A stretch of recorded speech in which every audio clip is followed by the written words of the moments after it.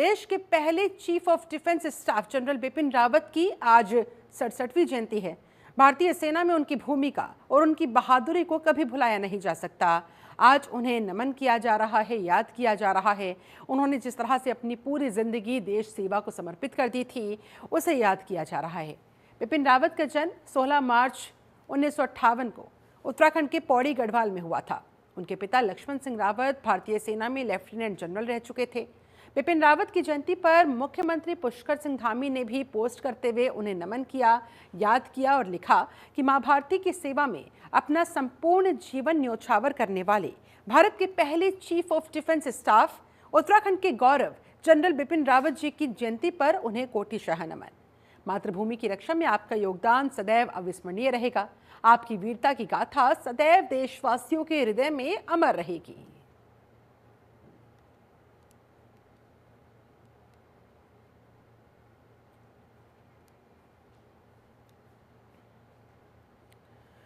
उधर चंपावत जिले के टनकपुर में हर साल लगने वाले मां पूर्णागिरी मेले का आगाज हो गया। मुख्यमंत्री पुष्कर सिंह धामी ने विधिवत पूजा अर्चना की। पूर्णागिरी मेले का इस तरह से शुभारंभ किया गया। उन्होंने मां पूर्णागिरी को नमन करते हुए प्रदेश में समृद्धि, तरक्की और शांति की कामना की। मेले की सुरक्षा को देखते हुए इस बार स्मार्ट कंट्रोल रूम और निगरानी के लिए सीसीटीवी कैमरा स्थापित किए गए हैं, जिससे कि मेले के दौरान भीड़ और आपदा प्रबंधन बेहतरीन तरीके से किया जा सके। इस दौरान सीएम धामी ने कई विकास योजनाओं की घोषणा की। मुख्यमंत्री धामी ने उत्तराखंड को देवभूमि बताते हुए यहां पर देवी देवताओं की भूमि बताई है और कहा है कि यहाँ देवी देवता वास करते हैं, इसलिए देवभूमि कहा जाता है। यहाँ के कण कण में दिव्यता समाई हुई है, ईश्वर का आशीर्वाद समाया हुआ है। उन्होंने कहा वो हमेशा अन्य लोगों को भी धार्मिक यात्रा के लिए मां पूर्णागिरी आने के लिए आग्रह करते हैं। कुंभ और कांवड़ यात्रा के बाद सबसे अधिक श्रद्धालु मां पूर्णागिरी के धाम ही पहुंचते हैं। राज्य सरकार इस मेले को साल भर संचालित करने के लिए काम करती नजर आती है, तैयारियों में जुटी हुई नजर आती है, जिसके लिए पूर्णागिरी धाम में स्थायी बुनियादी ढांचों का विकास किया जा रहा है। सीएम धामी ने कहा पूर्णागिरी क्षेत्र में संचार व्यवस्था को बेहतर करने के लिए खास कार्य किए जा रहे हैं। मां पूर्णागिरी धाम में रोपवे निर्माण कार्य भी चल रहा है, जिससे कि यात्रियों को सुगम यात्रा का भी यहाँ पर अनुभव मिल सके।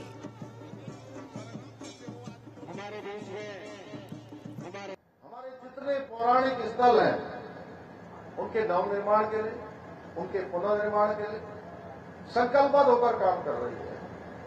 आप देख रहे होंगे जहां हमने उत्तराखंड के एक तरफ चारों धामों में हर जगह नया काम शुरू कर रहे हैं। हमने अभी शीतकाल यात्रा प्रारंभ की, यानी शीतकाल यात्रा का कॉन्सेप्ट भी यही है। जो मैया का 12 महीने मेला है, जो मैं 12 महीने मेले की बात कर रहा हूं पांडे जी, वही शीतकाल का भी है, क्योंकि शीतकाल में वहां 6 महीने सब बंद हो जाता है। आदरणीय प्रधान, इससे बड़ा प्रमोशन और क्या हो सकता है हमारा कि आदरणीय प्रधानमंत्री मोदी जी ने मां गंगा के मायके मुखुआ में आकर शीतकाल यात्रा को प्रोत्साहित किया, वो स्वयं यात्रा का हिस्सा बने। यह भी एक नवाचार है। पूरे राज्य के अंदर 12 महीने यात्रा चलेगी। चारों धामों का बृहद स्तर पर पुनर्निर्माण के कार्य के काम किए जा रहे हैं और यहां मंदिर माला मिशन, मानसखंड मंदिर माला मिशन के माध्यम से कुमाऊं क्षेत्र में स्थित हमारे जितने भी पौराणिक मंदिर है, प्राचीन मंदिर है, उन सभी का कायाकल्प किया जा रहा है। हमारे जितने बात अगली बड़ी खबर की। क्रिकेट एक ऐसा खेल जिसे भारत में रहने वाला हर शख्स पसंद करता है। कभी न कभी आपने भी क्रिकेट खेला होगा। कुछ ऐसा ही नजारा देहरादून में देखने को मिला जब उत्तराखंड के मुखिया पुष्कर सिंह धामी ने अपने हाथ में बल्ला थामा और शानदार बल्लेबाजी करते नजर आए। ये देखिए तस्वीरें आपके सामने। सीएम धामी ने अपने बेटे के साथ जमकर क्रिकेट खेला। उन्होंने सोशल मीडिया पर इससे जुड़ी हुई कई सारी तस्वीरें और वीडियोस भी साझा की, जिसमें वो अपने बेटे के साथ क्रिकेट खेलते हुए दिखाई दे रहे हैं। उनका बेटा उन्हें बॉलिंग कर रहा है और वो जमकर चौके छक्के जड़ रहे हैं। उन्होंने सोशल मीडिया पर लिखा, व्यस्त दिनचर्या के बीच आज बेटे के साथ क्रिकेट खेला। अनुशासित लाइफस्टाइल और नियमित व्यायाम ही स्वस्थ जीवन का आधार बताया। हमें नई पीढ़ी को किसी न किसी खेल में रुचि रखने और नियमित रूप से खेलने के प्रति उन्हें प्रोत्साहित करना चाहिए। साथ ही उन्होंने लिखा, टीम स्पिरिट और जीत के प्रति जुनून का खेल है क्रिकेट। टीम स्पिरिट और जीत के प्रति जुनून का खेल क्रिकेट हमें हमारे जीवन में बहुत सारे मूल्यों को सिखाता है। इस वीडियो में सीएम धामी अपने हाथ में बल्ला पकड़े हुए नजर आए और उनका बेटा उनको बॉलिंग कराता दिखाई दे रहा है। पिता के साथ क्रिकेट का आनंद लेते उनके बेटे ने भी बाद में फिर शानदार शॉट्स लगाए जब उनकी बैटिंग के नंबर आए।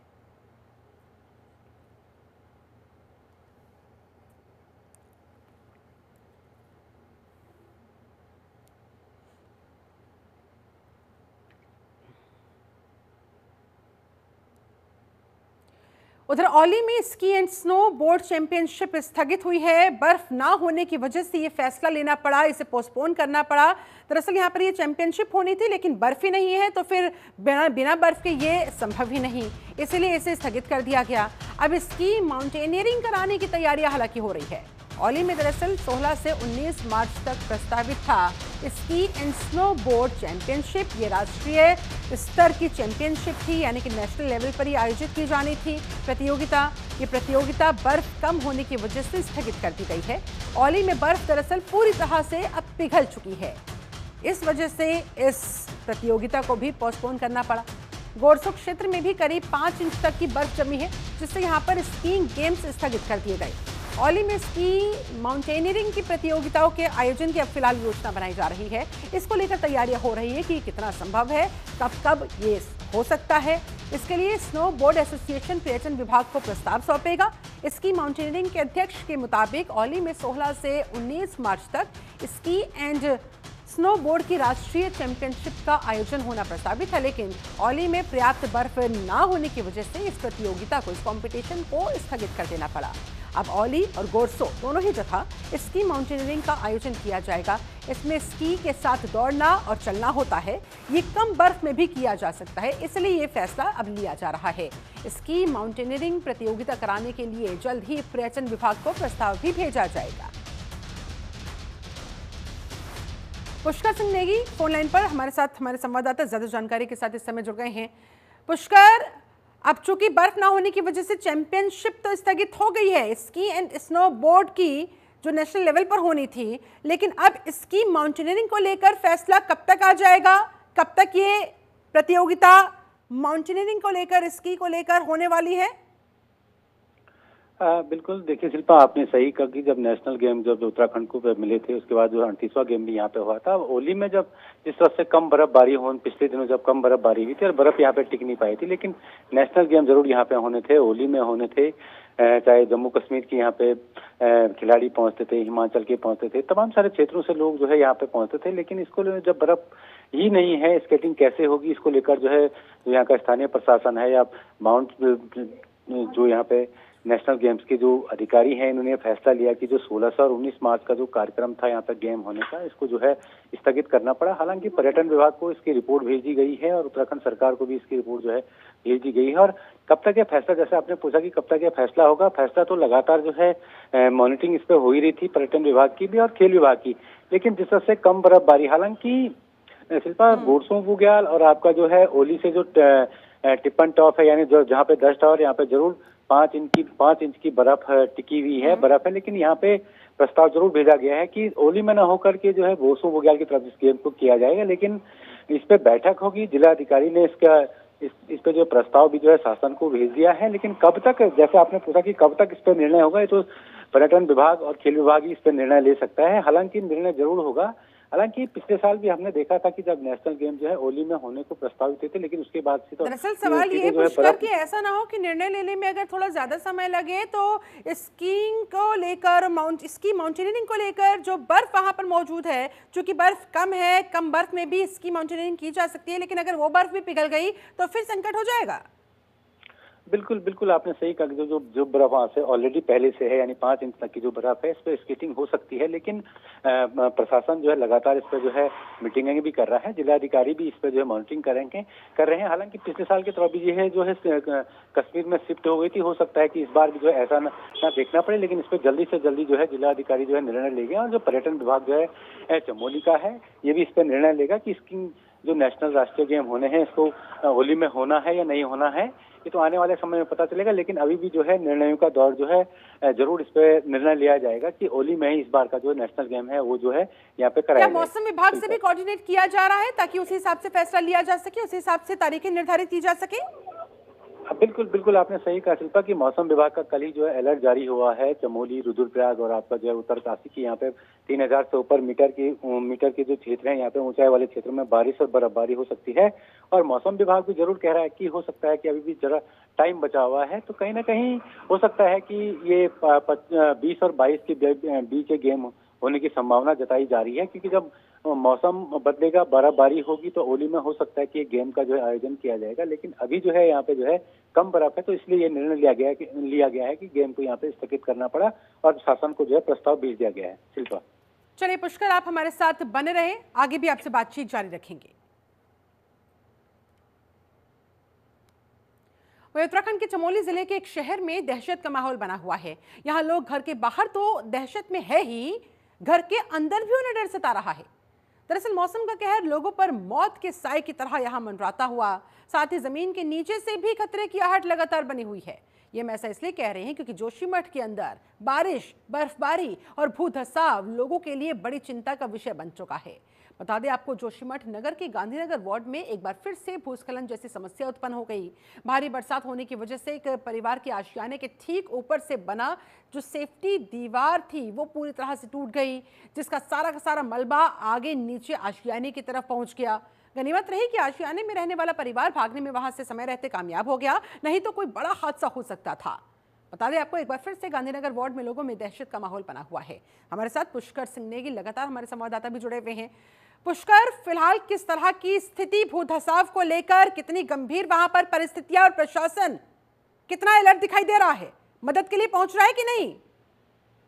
बिल्कुल, देखिए शिल्पा, पिछले साल आपने देखा हो कि जिस तरह से जो जोशीमठ में जिस तरह से जो भूधसाव हुआ था, बड़े बड़े जो छेद हो गए थे, जमीन जब खिसक रही थी, पानी निकल रहा था, उसको लेकर जो है शनिवार का ये मामला है शिल्पा, क्योंकि शनिवार को जो है जोशीमठ का जो गांधी वार्ड है, यहाँ पे जो है भूधसाव से और जो सुरक्षा दीवार यहाँ पे बनाई गई थी पिछले दिनों, वो टूट गई और लोगों के घरों में जो है इसका मलबा घुस गया। और क्योंकि शिल्पा दिन का समय था कि रात का समय होता था, कोई ऐसी जनहानि जरूर हो सकती थी, लेकिन जब दिन का समय था तो इस समय जो लोगों ने भाग के यहाँ पे से जान बचाई है। हालांकि प्रशासन की आपने बात करी शिल्पा, तो प्रशासन लगातार जो है इस क्षेत्र की मॉनिटरिंग कर रहा है, चाहे वो आप उप जिलाधिकारी हों या नगर पालिका के अध्यक्ष हों, लगातार जो है क्षेत्रों का की दौरा करें, क्योंकि लगातार जो है यहाँ पे बड़े बड़े क्षेत्र देखने को मिल रहे हैं। चाहे आप रविग्राम की आप बात कर ले, यहाँ पे भी पिछले दिनों जो है भूधसाव हुआ था, बड़े बड़े क्षेत्र देखे गए थे। और लगातार जो है जोशीमठ का जो गांधी पार्क वाला एरिया है, गांधी वार्ड है, यहाँ पे लगातार जो भूधसाव की जो स्थिति जो है सामने आ रही है। लोग जो है जरूर यहाँ पे दहशत में है, क्योंकि फिर से वही स्थिति जो है जोशीमठ में न हो जाए, जो पिछले दिनों जब होटलों को तोड़ा गया था, उसके बाद जो है पूरा प्रशासन और पूरा मीडिया जोशीमठ में हमको देखने को मिला। इसको लेकर जो है प्रशासन जरूर इस भूधसाव को लेकर जो है अलर्ट मोड में देखने को मिला है। हालांकि शासन ने जरूर इन लोगों की व्यवस्था जरूर जो है नगर पालिका का जो गेस्ट हाउस है या नगर पालिका या जो पंचायत के जो लोग जो घर होते हैं, यहाँ पे इनको रहने के लिए कह दिया गया है। हालांकि प्रशासन लगातार जो है जोशीमठ पर जो है नजर बनाए हुए हैं। शिल्पा, बहुत शुक्रिया आपका पुष्कर सिंह नेगी, इस पूरी बातचीत के लिए, जानकारी के लिए धन्यवाद आपका। आप नजर बनाए रखिएगा, आगे भी आपसे अपडेट्स लेते रहेंगे।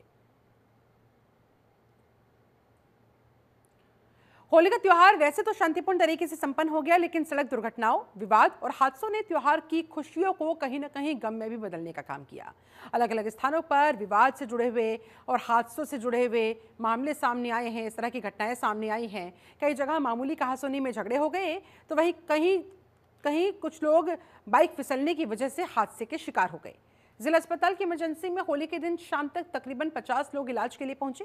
प्राथमिक उपचार के बाद अधिकांश को छुट्टी दे दी गई, जबकि 7 लोगों को गंभीर हालत में हायर सेंटर के लिए रेफर कर दिया गया। निजी अस्पतालों में भी घायलों की संख्या ज्यादा बताई जा रही है।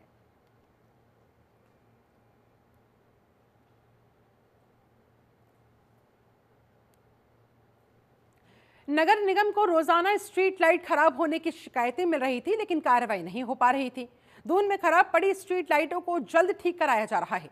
नगर निगम ने स्वयं इस काम को बाखूबी संभाला। इसके लिए पहले 26 टीमें काम करती थी, लेकिन अब इन टीमों की संख्या बढ़ाकर 40 कर दी गई। इसके अलावा स्ट्रीट लाइट्स की समस्या को लेकर हर वार्ड में मेंटेनेंस का काम शुरू कर दिया गया। नगर निगम की प्रशासनिक प्रमुख नमामि बंसल ने कहा, इन सभी टीमों की मॉनिटरिंग के लिए डैशबोर्ड भी तैयार किया गया है।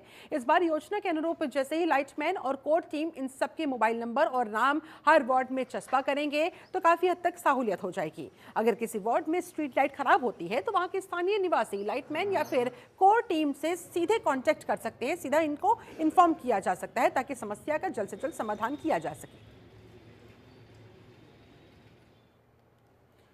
तो हर वार्ड में मेंटेनेंस का काम शुरू कर दिया गया है। लोगों को यही शिकायतें दरअसल रहती थी कि कई कई दिन हो जाते हैं, अधिकारियों को बार बार फ़ोन किया जाता है, लेकिन या तो वो फ़ोन उठाते नहीं हैं, उठाते हैं तो कोई कार्रवाई होती नहीं है। इसी को लेकर स्ट्रीट लाइट की व्यवस्था को ठीक करने के लिए नगर निगम ने ये बीड़ा उठाया है। नगर निगम की तरफ से वहाँ पर लाइनमैन के नंबर और कोर टीम के नंबर, उनके कॉन्टैक्ट नंबर दरअसल चस्पा किए जाएंगे ताकि कहीं भी किसी भी वार्ड के अंदर अगर कोई दिक्कत परेशानी होती है, स्ट्रीट लाइट्स अगर ख़राब होती है तो उन नंबर्स पर कॉन्टैक्ट करके इन्फॉर्म किया जा सके ताकि तुरंत लाइनमैन वहाँ मौके पर पहुँचे और इस समस्या का समाधान किया जा सके, वहां पर व्यवस्थाएं ठीक की जा सके। स्ट्रीट लाइटिंग के लिए टीम्स की संख्या बढ़ा दी गई है। पहले 26 टीमें काम करती थी, अब 40 टीम काम कर रही हैं फील्ड पर और इनकी डेली मॉनिटरिंग के लिए एक डैशबोर्ड भी तैयार किया गया है। इसके अलावा इस बार योजना है कि लाइनमैन और जो हमारी कोर टीम रहती है डेली मेंटेनेंस की स्ट्रीट लाइटिंग की, उनके सबके नंबर भी सार्वजनिक रूप से वार्ड्स में चस्पा किए जाएंगे ताकि किसी भी लाइट के खराब होने की स्थिति में सीधे वो संपर्क कर सकें। स्ट्रीट लाइटिंग के लिए टीम्स की संख्या बढ़ा दी गई है। पहले 26 टीमें काम करती थी, अब 40 टीम काम कर रही हैं फील्ड पर और इनकी डेली मॉनिटरिंग के लिए एक डैशबोर्ड भी तैयार किया गया है। इसके अलावा इस बार योजना है कि लाइनमैन और जो हमारी कोर टीम रहती है डेली मेंटेनेंस की स्ट्रीट लाइटिंग की, उनके सबके नंबर भी सार्वजनिक रूप से वार्ड्स में चस्पा किए जाएंगे ताकि किसी भी लाइट के खराब होने की स्थिति में सीधे वो संपर्क कर सकें। धर्मनगरी हरिद्वार के गंगा घाटों पर श्रद्धालु जहां आस्था की डुबकी लगाने जाते हैं, वहीं कुछ असामाजिक तत्व गंगा की पवित्रता से खिलवाड़ कर रहे हैं। बाहर से आने वाले कुछ लोग यहां पर गंगा घाटों पर बैठते हैं, शराब का सेवन करते हैं और माहौल को खराब करते हुए दिखाई दिए, जिससे धार्मिक स्थल की गरिमा धूमिल हो रही है। ओम पुल घाट पर खुलेआम शराब पीने का एक वीडियो भी वायरल हो रहा है। बीजेपी नेता संजय चोपड़ा ने इस पर सख्त कार्रवाई की मांग उठाई और प्रशासन से इन दोषियों पर कड़ी कार्रवाई की अपील की।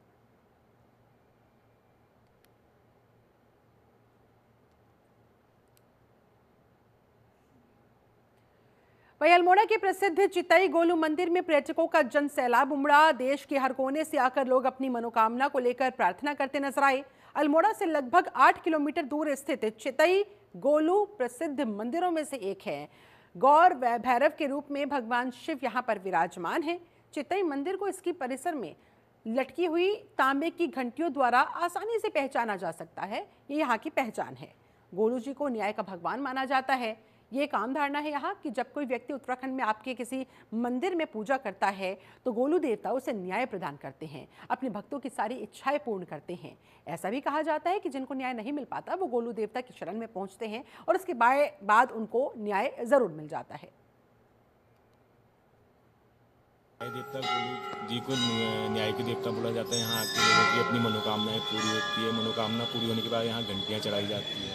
जैसा कि आज होली का पर्व है तो आज यहाँ बहुत ज़्यादा पर्यटक आए हैं बाहर से और अपनी अपनी मनोकामनाएं मांग रहे हैं।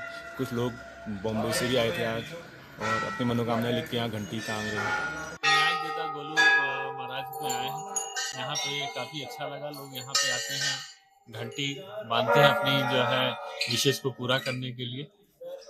30 साल पहले भी आई थी और मैंने यहाँ पे अपनी एक मन्नत रखी थी, वो मेरी पूरी हो गई और मेरी इच्छा थी कि मैं एक बार फिर आऊँ और देवी माँ से, देवता जी से कुछ मैं फिर से मांगूं और मैं फिर से मांग के जा रही हूँ और उम्मीद है कि भगवान मुझे जरूर देंगे वो।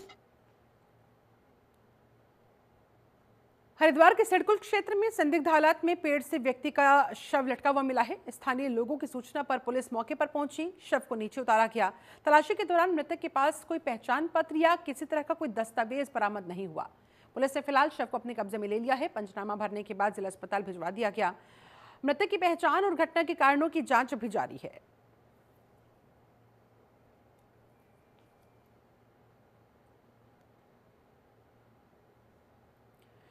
धर्मनगरी हरिद्वार में मौसम ने अचानक करवट ले ली। तेज हवाओं के साथ हरिद्वार में बारिश हुई, जिससे तापमान में गिरावट दर्ज की गई। प्रशासन ने लोगों से सावधानी बरतने और बेवजह बाहर ना निकलने की अपील की है। अचानक बदले मौसम का असर मंदिरों में दर्शन और अन्य बाहरी गतिविधियों पर भी पड़ा। हरिद्वार के ग्रामीण क्षेत्रों में बदले मौसम को लेकर किसानों के माथे पर चिंता की लकीरें छाई हुई है। बेमौसम हुई इस बारिश से गन्ना, गेहूं, सरसों, चना आदि फसलों को काफी नुकसान पहुंचेगा और इसी बात की चिंता किसानों को सता रही है।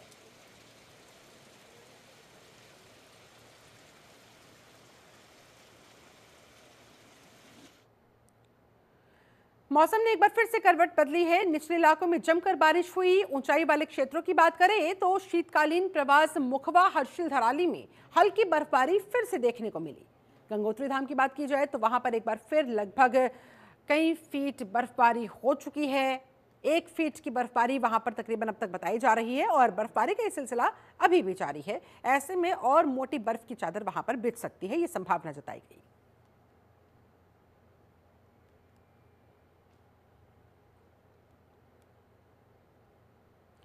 मौसम विभाग के अलर्ट के बाद अल्मोड़ा में झमाझम बारिश हुई। इससे लोगों को एक बार फिर ठंड का एहसास हो गया। अल्मोड़ा में मौसम खुशनुमा बना हुआ है। बादल छाने और बारिश से तापमान में कुछ गिरावट आ गई। साथ ही हल्की हवाओं ने भी लोगों को परेशान किया। मौसम के अचानक करवट बदलने से कड़ाके की ठंड शुरू हो गई।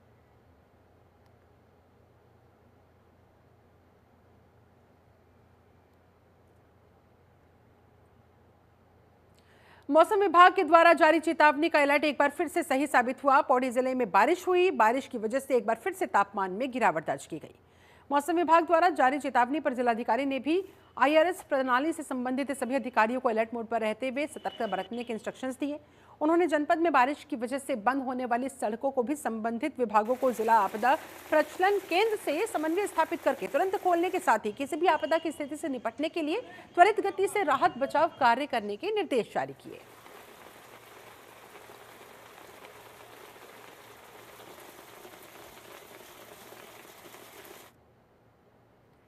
राजस्व क्षेत्र गुनेडी के पास सड़क दुर्घटना में एक व्यक्ति की मौत हो गई, जबकि दूसरे व्यक्ति को पुलिस टीम द्वारा स्थानीय लोगों की मदद से अस्पताल पहुंचाया गया। पुलिस से मिली जानकारी के अनुसार स्विफ्ट कार अनियंत्रित होकर खाई में जा गिरी। प्रभारी निरीक्षक के साथ आपदा उपकरणों समेत घटनास्थल पर पहुंचे। स्विफ्ट कार सड़क से लगभग 200 मीटर नीचे गिरी हुई मिली। कड़ी मशक्कत करके स्ट्रेचर के सहारे घायल व्यक्ति को पुलिस द्वारा स्थानीय लोगों की मदद से खाई से निकाला गया। निजी वाहन के माध्यम से फिर अस्पताल तक पहुंचाया गया, जहां उसका उपचार जारी है।